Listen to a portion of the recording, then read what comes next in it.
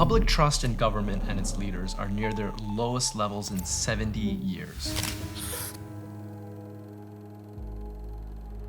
And while integrity ranks among the most desirable of leadership and employee traits, 40% of new CEO hires are fired within the first 18 months on the job due to misconduct and unethical behavior. There is a clear crisis in integrity in the halls of power where we most need to see it demonstrated. How did we get to this point? And how can we start to turn around these troubling indicators by cultivating a sense of integrity in our own lives? That's the subject of this week's video. Let's talk about integrity. First, how integral is integrity to you? I'd be willing to venture that most of us find integrity to be an important value or a character trait. That said, when was the last time you observed integrity being demonstrated? If it's such a universally valued trait, one would think that it wouldn't be so hard to come up with an instance or an example. And yet here we are. Hi, I'm Samir Mansoor, a leadership and life success coach who is inspired by divine love. My mission is to help you rise above limiting beliefs so that you can achieve your absolute potential. This is not going to be your typical commentary on how to develop integrity. It's going to go deep, and it will ask you to dig deep as well. In today's video, we are going to cover what integrity means and why so few people possess it, even though most of us value it. We're going to explore the words of three key philosophers that have shaped our modern conceptions of virtue and ethics. But we're going to focus on an aspect of it that somehow got glossed over in our philosophy or civics 101 classes. And finally, I'm going to cover 3 ways that you can develop unshakable integrity in your own life. If this topic resonates with you, feel free to hit the like and subscribe button, as there's much more like this to come. Let's take a moment now to break down the etymology of the word integrity. The word integrity comes to us from the French word intégrité, which means innocence, blamelessness, chastity, purity. Pardon my French, I probably butchered that pronunciation. And this originates from the Latin word integritatem. I took Latin in 7th grade, so I probably got that one right, which means soundness, completion, wholeness, correctness, blamelessness.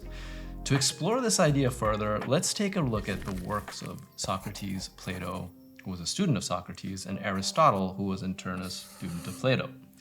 These 3 philosophers' pronouncements on virtue, ethics, and justice deeply influence Western ideas around integrity and the living of a virtuous life. But the version that we've come to know is not the version I found myself walking away with when diving into the words and writings of Socrates, Aristotle, and Plato. Some of this information may surprise or even inspire you. So in this video, we'll take a closer look at what they actually said and how it can inform our own path to build a life of integrity. The ideas of Socrates, Plato, and Aristotle challenged the status quo, especially at a time when hedonism was the reigning idea of the day. Hedonism being a theory that advocated the avoidance of pain through pleasure. To the hedonist, the highest aim was to maximize pleasure through the accumulation of pleasurable experiences. It was an idea that, taken to its logical extreme, led to self-centered behavior, pursuit of wealth, materialism, power, fame, and sensual pleasures. It's an idea that's not too unlike what is valued in many parts of society today. While momentary pleasures may have been attained by his fellow Athenians, the blind pursuit of these shallow goals contributed to longer-term dissatisfaction, greed, and malaise that affected one's psyche and well-being and that of larger society.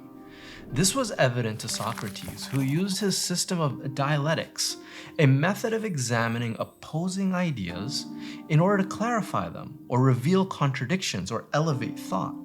He used this method to publicly question and examine the beliefs of his fellow Athenians. Socrates' views posed a challenge to the Athenian elite, who put the elder philosopher on trial on charges that he was corrupting the youth and acting impious towards the Athenian gods. It was a series of charges that came with it the death penalty. The Athenian elite, see themselves as ultimately wise, clever, and justified in their way of life. Among them, the notion that the pursuit of wealth, power, fame, status was more important than the investigation of oneself and what is true. The city-state of Athens was experiencing the pinnacle of its power and prestige around this time, so perhaps the ends justified their means in their eyes. Socrates, however, was able to discern the significant cracks in the city's foundations early. In the course of his trial, Socrates demonstrates how their ideas, lacking in virtue and integrity, are self-serving, flawed, and therefore produce corrupted results. Behavior follows thought, and this plays out over the course of the trial as the Athenians exemplify the very corruption, confusion, and disorder that Socrates calls them out on.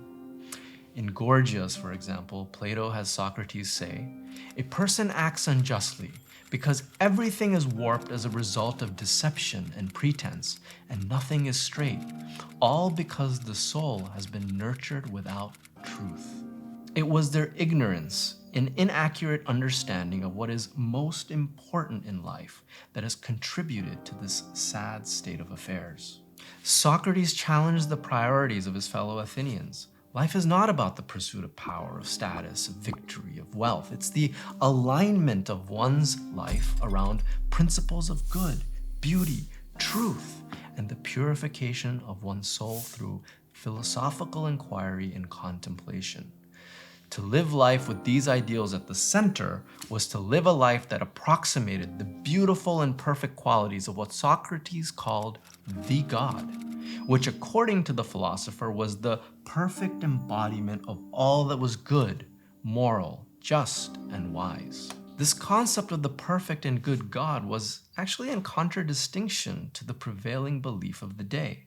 The gods of Athens were remarkably human-like and at times hedonistic. The very word hedonistic comes from the Greek name for the Greek god Hedone. The pantheon of gods could lie. They would instigate conflict. They were fickle in their emotions, jealous and suspicious of one another. They were capable of all kinds of transgressions. They are supposedly immortal, but acted like mere mortals with their petty schemes. So here's another question for you to share your thoughts over. What would you say are the gods of our present day time? How are they influencing your beliefs and your actions today? Here's a hint. Our present day gods are anything we would ascribe power, influence, and submit our attention to. Submit your thoughts in the comments below. I'm so curious what you have in mind. To reorient his city's compass away from material-mindedness, Socrates claims in his trial that it's his divine mission to awaken the Athenians from misguided, erring, and limited sources of knowledge. He says in Plato's Apology, "God, in his care for you, commands me to do this, and I believe that no greater good ever came to pass in this city than my service to the God." He adds, "For I go around doing nothing but persuading you not to care for anything else as strongly as for the best possible state of your soul." He continues, "I tell you that virtue does not come from money, but from virtue comes money, and all other good things to man, both to the individual and to the state." And what is the essential source of virtue? To Socrates, it was that part within us that he calls the soul's wisdom, the seat of knowledge and thought. It is this part of us which Socrates says resembles God, and whoever examines this part within oneself and comes to know all that is divine will thereby gain knowledge of oneself. He goes on to say famously in Plato's Apology, "The unexamined life is not worth living." For it is through this consistent self-examination that one discerns one's current state of self-actualization and is able to make the necessary adjustments to approximate what he and Plato would call eudaimonia, the attainment of virtue, inner happiness, excellence, and the very best that we can aspire to. It is measured as a sense of fulfillment or achievement of one's absolute potential. In other words, it's a life truly well lived. Socrates, in his career as an outspoken philosopher, would come to represent the definition of Platonic and Aristotelian integrity. He has an unshakable inner conviction that is guided by his spiritual and ethical sense of right and wrong. His beliefs are rooted in a higher calling that's purposeful and altruistic. This higher calling comes to him from contemplation of that which is, in his words, divine, unchanging, beautiful, and good. This in turn leads to just, ethical, and moral actions led by a spirit of service to uplift his fellow man and society as a whole. In other words, Socrates demonstrates his integrity by operating in a consistent and integrated manner. His beliefs and his actions are aligned. Plato would describe his soul as one that is properly ordered, properly integrated, and therefore capable of demonstrating integrity. When it was socially and politically unpopular for him to hold on to his beliefs, Socrates held on to them. When he had the opportunity to recant his beliefs and save his life, he stood firm for what he believed was both true and necessary, and in adherence to the call of a higher power.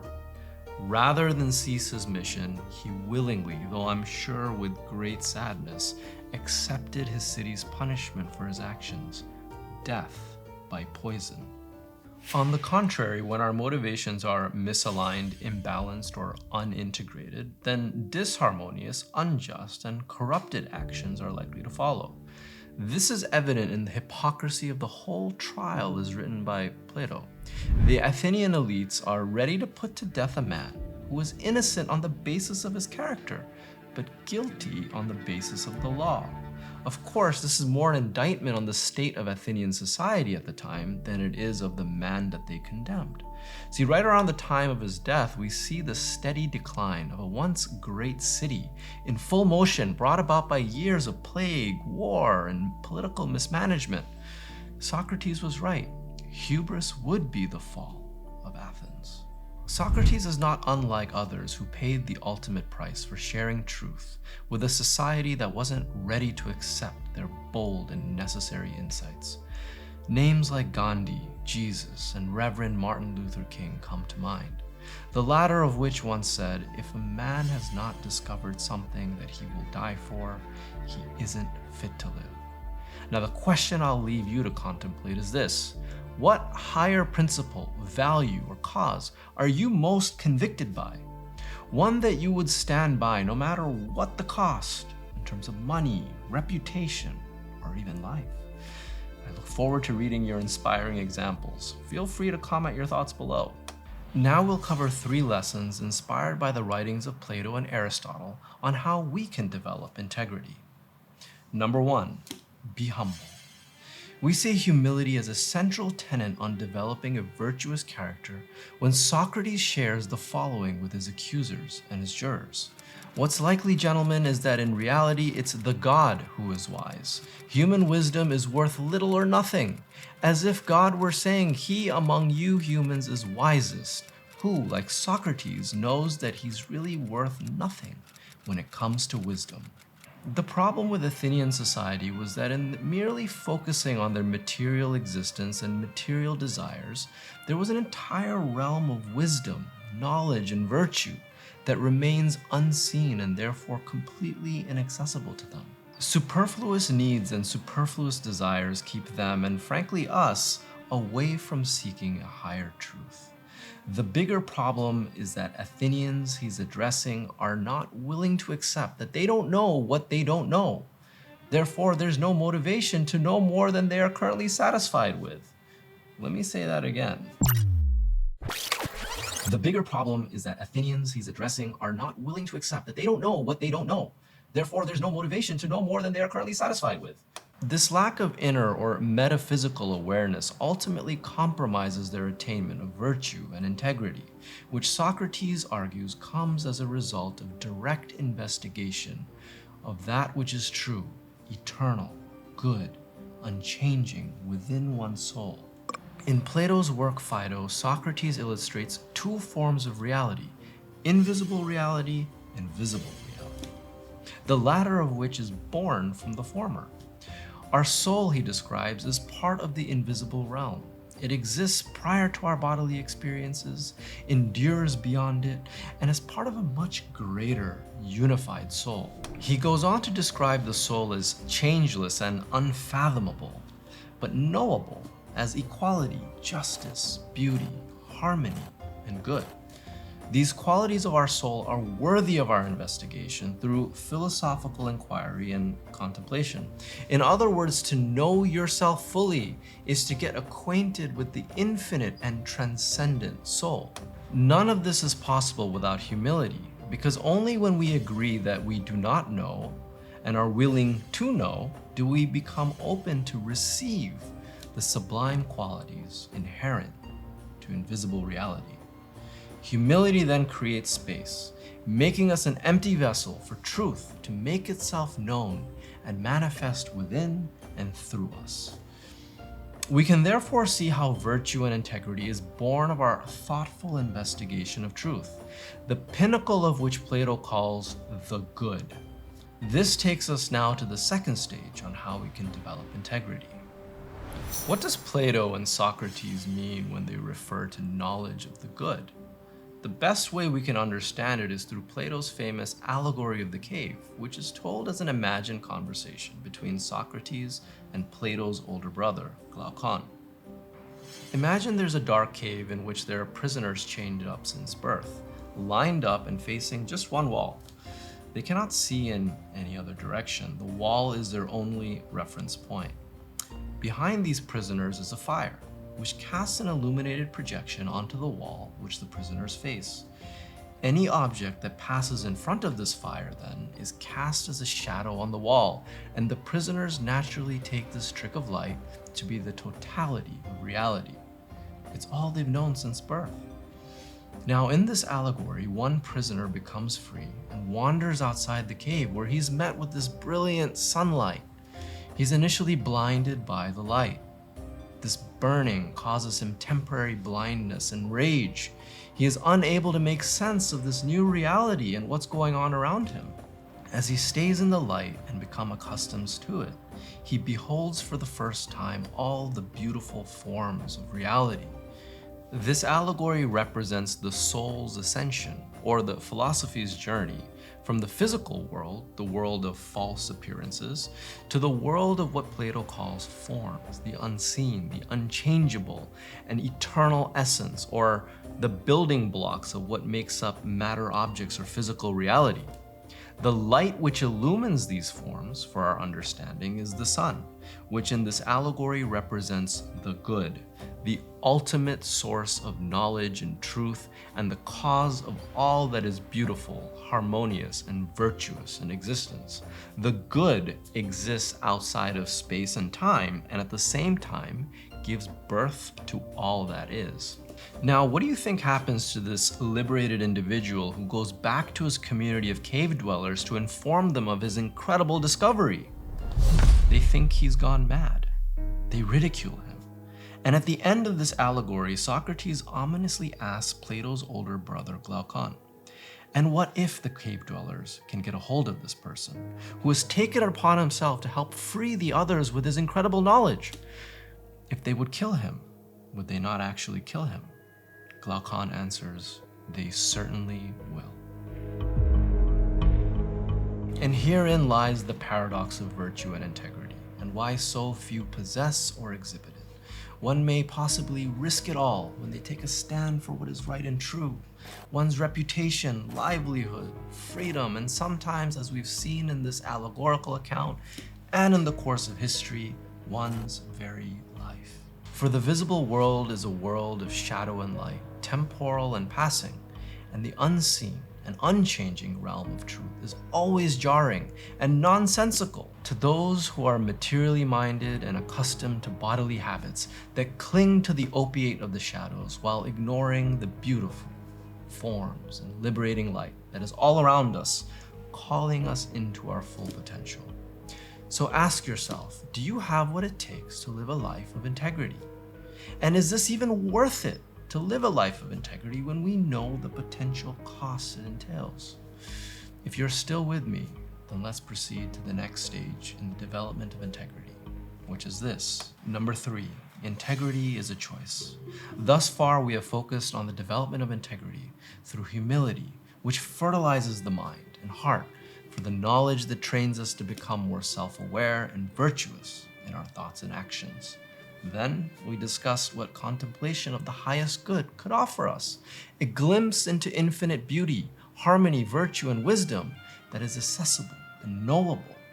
As we acclimatize ourselves with these ideas, our being is enriched and infused with lofty qualities of the good, allowing us to show up in the world as well-ordered, integrated, and capable of demonstrating integrity in spite of the worldly pressures. And now we arrive at the third stage in developing one's integrity, and it's this. Aristotle, in his Nicomachean Ethics, writes that every choice we make either takes us away from or towards the development of our character. Those who aim for the good and align their thoughts and actions in alignment with the good will find their character steadily transformed towards the good. It's through our very choices, from the small ones to the big ones, through which our integrity is shaped throughout our life. It cannot be faked. It is developed as one develops a steady foundation for a house or a building. It happens over time. This is a powerful concept that I'm going to take up further in the next video when I present a powerful and practical framework that I work with my clients on to develop unshakable character and integrity while moving in the direction of their goals. I call it the principle of degrees, and I can't wait to share it with you. So stay tuned for part 2. And until then, may peace be with you.